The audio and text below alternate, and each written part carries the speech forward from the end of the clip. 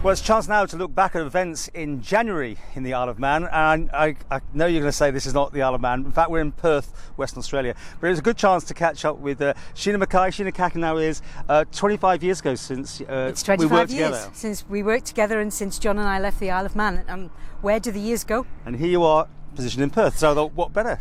Quick chat next to this idyllic.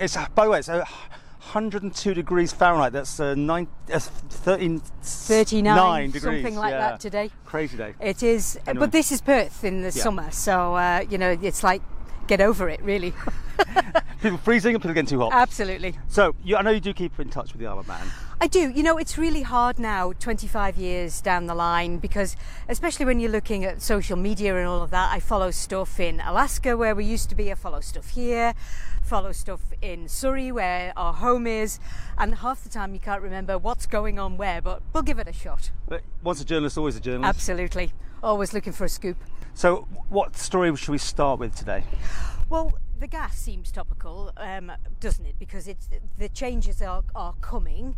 Obviously, the gas companies made the announcement this week.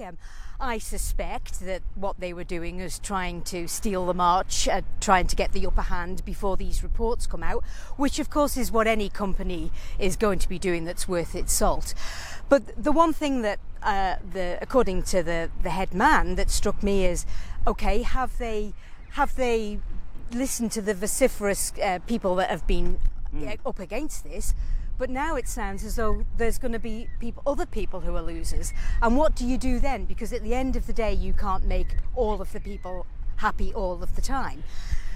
But the Isle of Man has to accept that it's in a monopoly situation. There's very little room for manoeuvre. It's quite fantastic, though. This little group that got together has had that much impact. I mean, the last MD left. I don't know over this necessarily, but there has been a change of the guard anyway. Well, it's not only that, but it's also talking about people power. And of course, nowhere has that been more evident than in the abortion bill, because people power won the game there, won the race, I should say. Or it wasn't a race, because it's a very important, very controversial subject, and everybody has their point of view.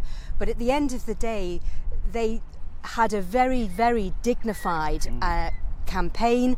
They didn't rise to the bait of the people who were against it, who came from across. And I think congratulations and all power to them. They did a grand job, and I'm so glad that the Isle of Man has taken this step, because I know people, probably as we all do, who had to get on the plane or on the boat and go somewhere else, and that's just not acceptable.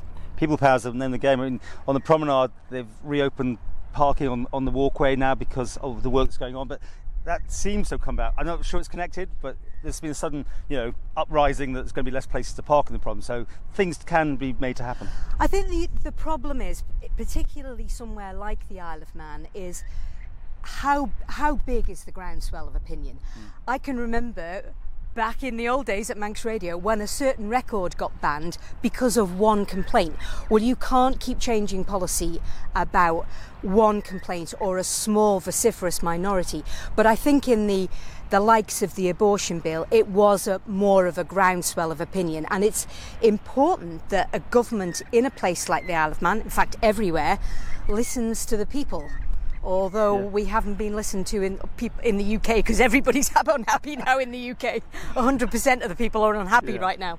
Well, another thing you want to talk about, which I thought ideas, you want to talk about Christmas and Douglas and the switching on the lights. I mean, I know that was December, but it has come up in January about they're changing possibly their direction now. I happened to see on the TV somewhere, I think I was in a doctor or a dentist yesterday, and they were advertising Christmas hampers. At the end of the day, it's never too soon to start thinking about Christmas. But I did think bar humbug when I saw the story about the fact that the Christmas lights could be in jeopardy, the ceremony to switch them on, because of their popularity. And I just thought, come on, we have to find a way to solve this.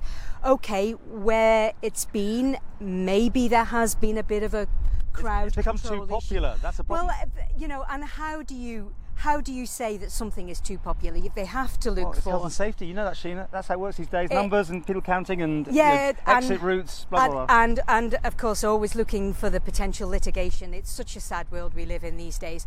But one thing I did see over Christmas or before Christmas was the Young Farmers Tractor Parade, which was absolutely fabulous. Yeah. Okay, let's get them on board in Douglas. Let's find somewhere else to do it. You can't scrap it completely. The town, I mean, the pressure on the shops in Douglas must be tremendous from online shopping. And it must be so difficult. Let's give those shopkeepers a break.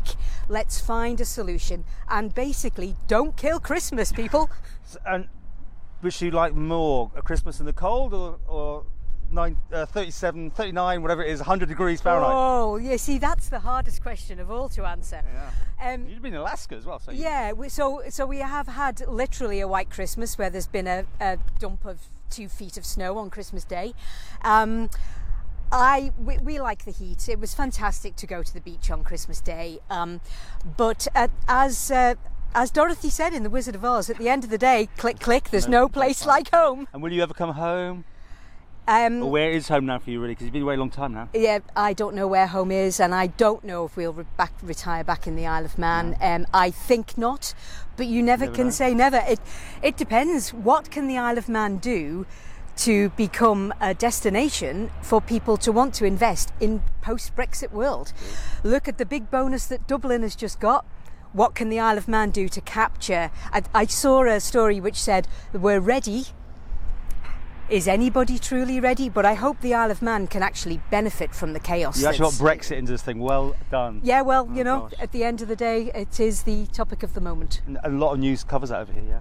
You get it? They are keen on the Brexit, but it's more from the point of view I hear, there is somewhere that's even more madder than Australia. They change Prime Minister here Britain. all the time. They change Prime Minister.